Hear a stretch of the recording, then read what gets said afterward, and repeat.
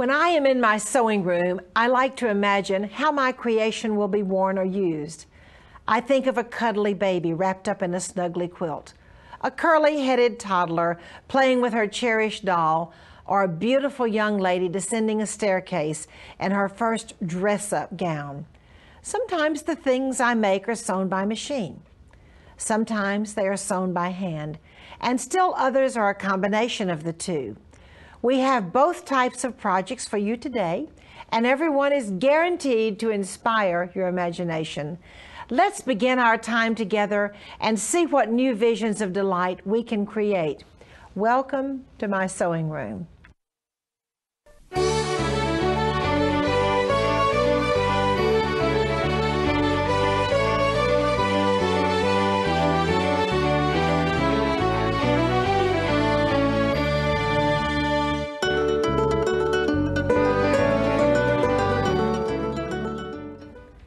I have the most adorable roll-up kindergarten mat to share with you.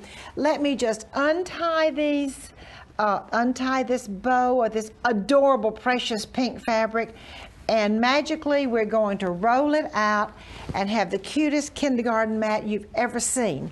The wonderful thing about this kindergarten mat is that it has flame retardant batting in it, making it a lot safer. Now this is so cute. Let me see if I can pull the second strap back here. There are actually two straps that have been sewn into the seam at the final construction step of this adorable quilt. I am so pleased to have as my guest today Phyllis Dobbs.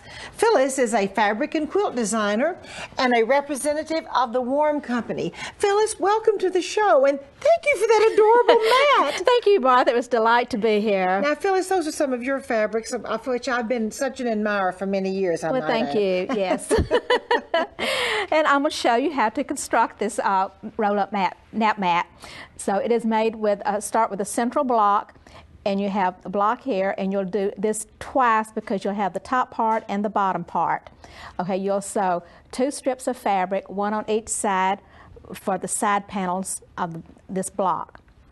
And Phyllis, I'm so thrilled with this flame retardant batting. Oh, I am too. It's wonderful for those. A wonderful new thing when you think about children's quilts and children's mats and anything for children. We'll have another project here to show you that in a minute too. Right. And then you take two more strips, and this will sew along the top and the bottom edges of the block so that you now have the block surrounded by these strips here. With those little ballerina frogs. Thank you. Did you ever see a ballerina frog before? Okay, and then this is the next step is you sew the side strips and then another strip to the bottom or the top edge. And then you have the center strip here, which is stripes, that is going to join the two pieces. So you will sew one of your units to the top of that and one to the other side to give the whole mat. Okay, and when you get through with it, you will line your top part of the that you just got through sewing. You'll line it face down on top of the backing piece. You'll cut a backing piece. Let me open this up so you can see it to the whole size of the quilt top. So here's your top. It's face down to the backing fabric. And then both of those pieces are laid on top of the batting so that you have kind of a sandwich there. Now for the ties, we have two ties, and they will go right here. They will be put in the center of the mat between the top and the bottom. So it's just sandwiched between the top and bottom pieces. And then you'll pin those in place. And to find your center, you can just fold the mat in half lengthwise and then pin it to show where the center is. So I'm going to stitch this together. Okay, top and lining and then batting, flame retardant batting. Right, flame retardant batting. So this, and do you use any special kind of thread for this? Not for this because you've got the fabrics, but if you're going to make something totally flame-proof, you can use flame-resistant or flame-proof threads that they have on the market. Okay, you may have to do a little research to find it on the internet. You can find it.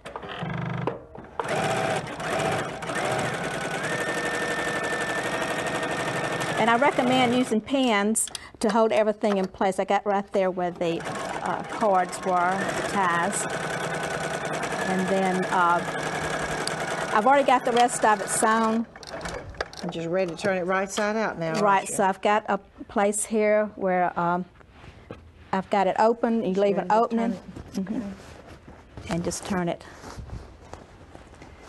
You know what I'm thinking? That would be the most adorable project to also do in a kid's sewing class. Oh, it would be. This is probably going to be easy enough for your older children to do. And you know, kids love to sew.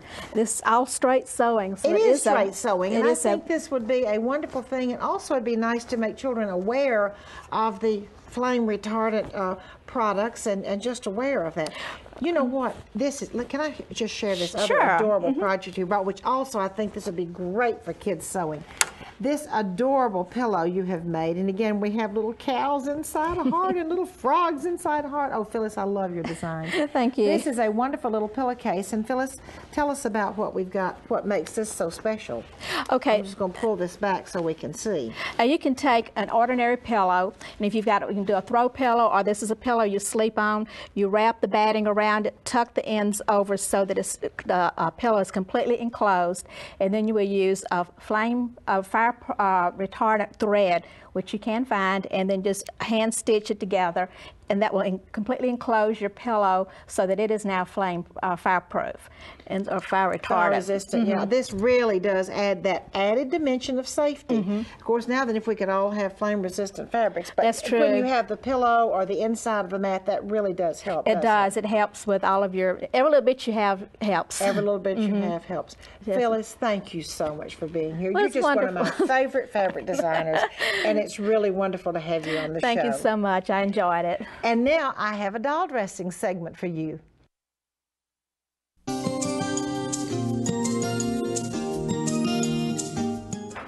I'm going to share with you one of my absolute favorite heirloom sewing tricks in the whole world, Magic Madeira. And this trick is so wonderful, it's double scallop Magic Madeira.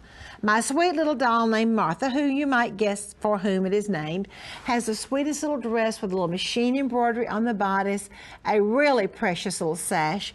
The sleeves are the double scallop Magic Madeira, and I think you're going to love this skirt. This is the Celtic lace shaping, and absolutely beautiful lace shaping with tiny baby lace. But what we're going to learn today is how to make this beautiful double scallop Madeira skirt. And it's really easy to do, and it looks so pretty. I've seen this used on the bottom of christening dresses, doll dresses, little girl dresses, and also on table linens. It's beautiful. Now, do you see the pin stitching that is long here? There are lots of needles you can do the pin stitching with. And if your machine just has straight and zigzag, you can still do this. You can just use the stitching instead of the pin stitching. You can just use a tiny zigzag. This technique is so much fun, and it's easy. And just kind of hang in there with me, and I'm going to show you how. This is the front of my skirt. I trace my double scallops on half of the skirt only, not the whole skirt, because then I'm going to fold it. This is very critical that you work on two pieces. Now, using wash-away basting thread, this is absolutely essential to use wash-away basting thread in either your needle or in your bobbin, either one. You don't have to do both. I'm going to straight stitch very carefully and with a short stitch, maybe a 1.5 stitch length, and turn that point very carefully all along the top. Now then, I'm going to trim this whole section away, come back in and clip, and especially clip right here at the corner, and then I'm going to turn it right side out after I clip. Oh, by the way, after you do this top row of stitching, remove your wash-away basting thread from your machine and put in regular sewing thread. Okay, I'm going to turn that piece right side out and press it very carefully. I'm going to press it so I have all of those points. You can even take a little shish kebab stick and push those points in. And then I've got to dissolve that wash-away basting thread. So I'm going to use starch, and I'm going to just spray starch. With the starch, I'm going to wet that seam, and wet it pretty well because you really do have to dissolve those threads. Then very quickly come back, because if you let it stay too long, it'll all go smushy on you. Very quickly come back with your iron, no steam. Just press till dry, press till dry, press till dry, or you will cry. It's a good idea to lift it up and down rather than going back and forth, because what you don't want to do is to open that seam up. And I mean you press it bone dry. Okay, after I have it bone dry, remember I spray starched it first to dissolve that wash away basting thread. I've pressed it bone dry, and this is my favorite thing to do. I love to pick this up. Then you pull it apart, and it will go pop, pop, pop, pop, pop, pop, pop, and you pull it apart. It goes pop, pop, pop, pop, pop. You pull it all the way apart, and look at this magic that has been created. You have a perfectly stitched in top of your scallop. All right, then the next step will be to make that bottom scallop. So I put right sides to wrong side, and I'm going to straight stitch with regular thread. Now, not wash away basting thread. I straight stitched this scalloped piece to the bottom of the skirt, straight stitch along here. Then I turn this right side out. Oh, excuse me, I've got to trim first. Forgot to tell you about trimming. I turn it right side out, and look at this wonderful double scallop skirt. And the only thing I have left to do is to put stabilizer. Now, ladies, I really love the wash away stabilizer, which feels like paper. You can find, that's a sort of a relatively new product, but it is wonderful. It works like the tearaway stabilizer, but it's still wash away. Okay, I turn it up, and then I'm going to wing needle pin stitch, or you know what, there's several needles you can use. You can use a 100 or 120 wing needle. You can use a 90 top stitch needle. You can use jeans needles, 90, 100, or 110, or universal needle from 90 to 100 to do your pin stitch. Or remember, if you just have a zigzag, you can do a tiny zigzag. So you're going to do your stitching at the top, your wing needle stitching, or whatever you choose. This is what it will look like. Madeira applique stitch is the same as a pin stitch. Then you have that beautiful, beautiful, beautiful double Madeira hem. Now, wasn't that easy? And next, I have some sewing inspirations for you.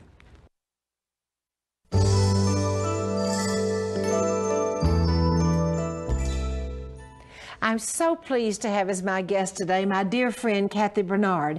Kathy is the editor of So Beautiful magazine. Kathy, welcome to the show. Thank you, Martha. It's a thrill to be here. Now, what have you brought to share with us today? A great technique. Everybody's going to love this technique because it takes the pain out of making plackets. It's so painless plackets. It's a painless placket, and it's developed by Debbie Glenn. She's a popular designer with the magazine. And these are a couple of the samples that she made for us.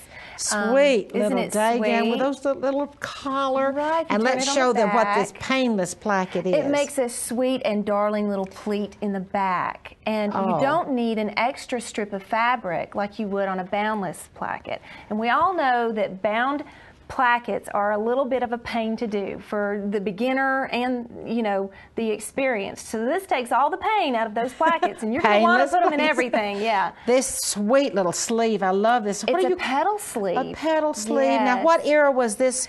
I know it's historic. What era was this? She got that from a 1928 styled garment and has reproduced it. Oh, so sweet. And we have another one of these painless plackets. Painless plackets. And the sweet little placket and the sweet little beauty pin at the top. Now, Kathy, okay. If you'll notice, both of these dresses are like A-line little day gowns. And the placket goes from the neckline down. But you can also use this placket in a yoke dress that has a pleated skirt or a gathered skirt. So you can use it anywhere that a regular bound placket is used.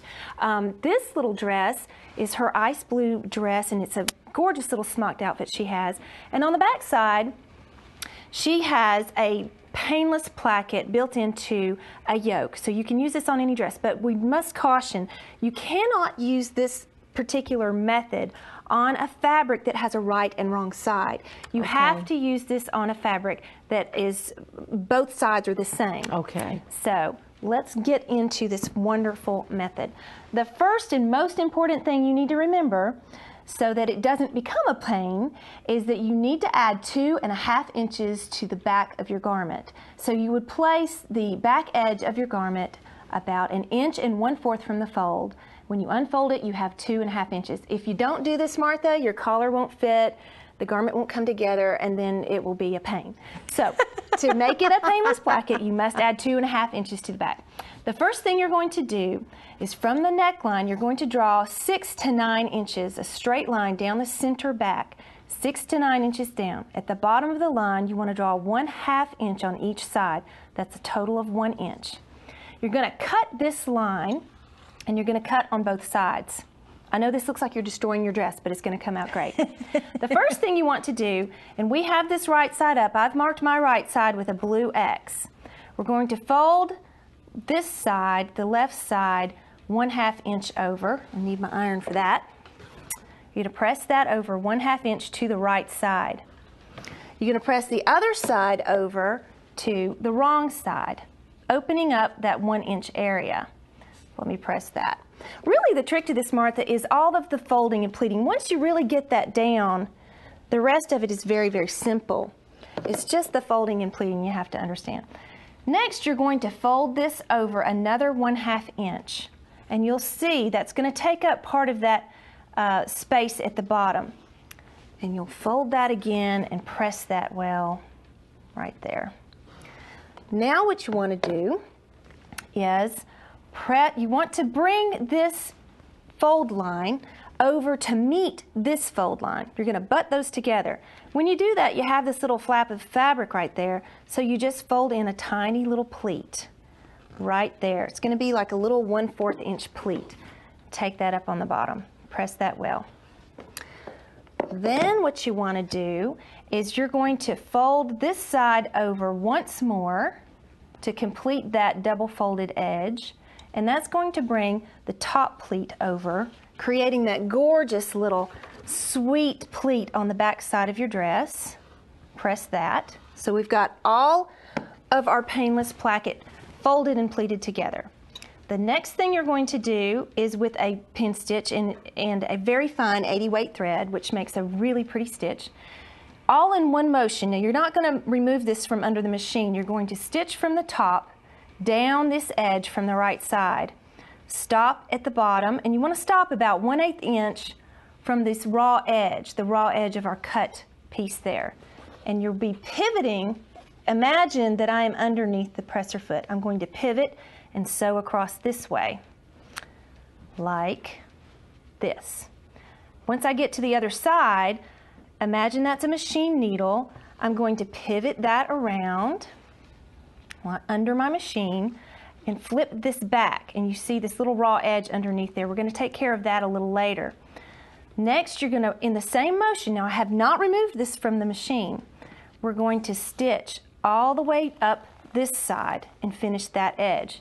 You'll notice we still have this little raw edge here. We've got to clean that up.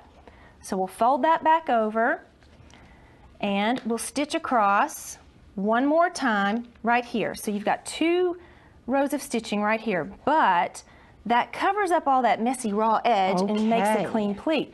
So there you've got your finished painless placket. Now, if you don't have a machine or you're not comfortable with pin stitching, the way to do this with a straight stitch is you'll have to do it a little bit separately. You can't do it all in one motion, pivoting like that. You'll sew this side with a straight stitch. You'll sew this side with a straight stitch. Then you'll take it out of the machine and you'll put your pleat over, following the fold lines that you previously pressed, like that. And then to finish, you'll start here, stitch down, pivot, stitch across, pivot, and stitch up and finish. And that covers up that little raw edge, and that's how you do it with a straight stitch. But isn't that painless? Kathy, that is so I love it. exciting. I'm so glad that Debbie has shared that with the world and that you have come to share it with our Martha's Sewing Room viewers. That's how I'm going to do plackets from now on. So. Thank you so much, Kathy. And now I have some hand embroidery for you.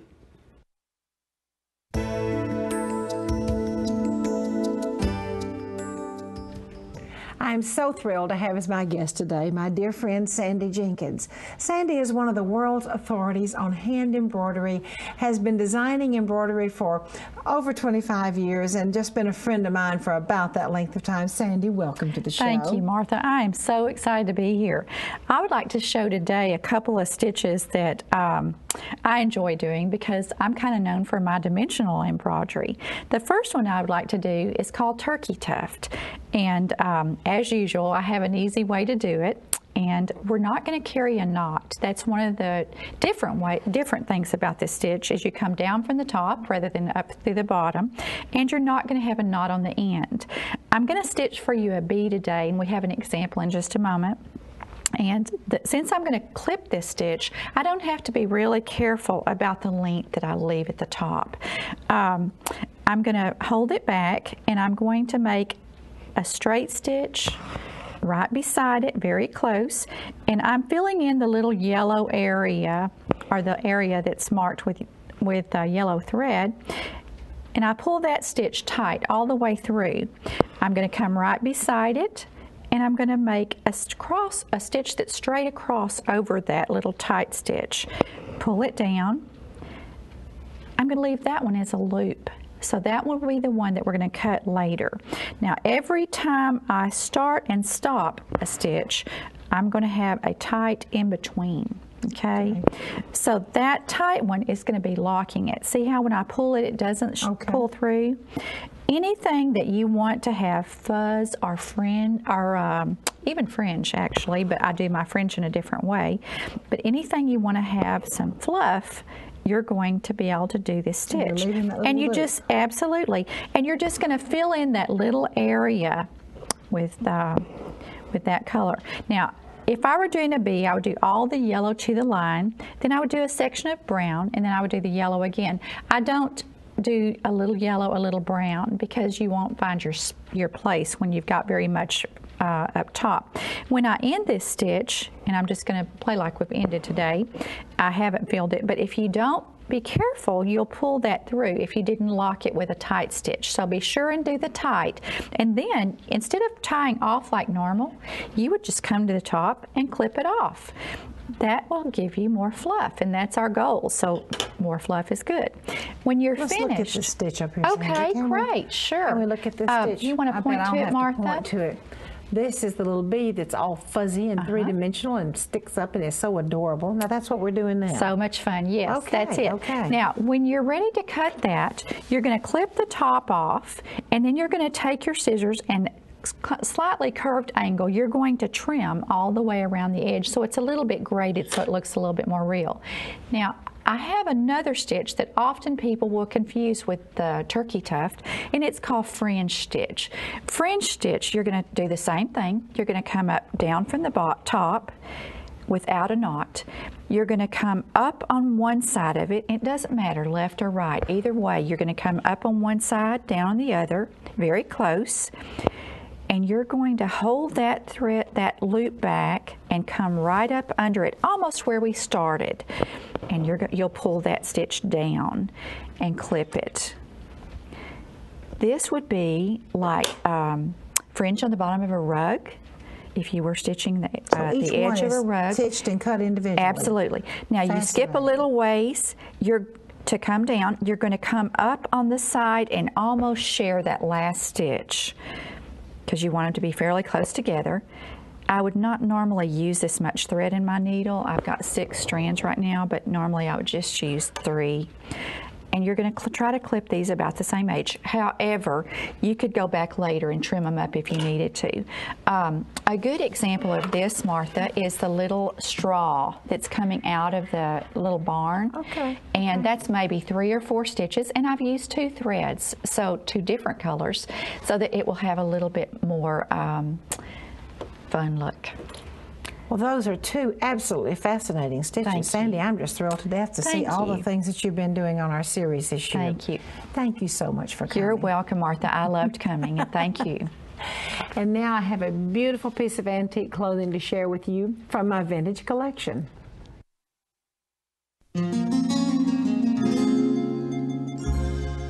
This dress belongs to Jeannie Adams Miller, and it's absolutely precious. It's a little bishop dress with exquisite embroidery, the little round lace, but I want you to look at the front.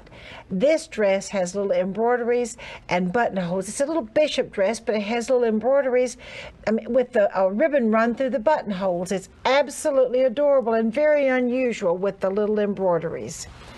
Thank you so much for joining me in my sewing room today. Won't you come back next time?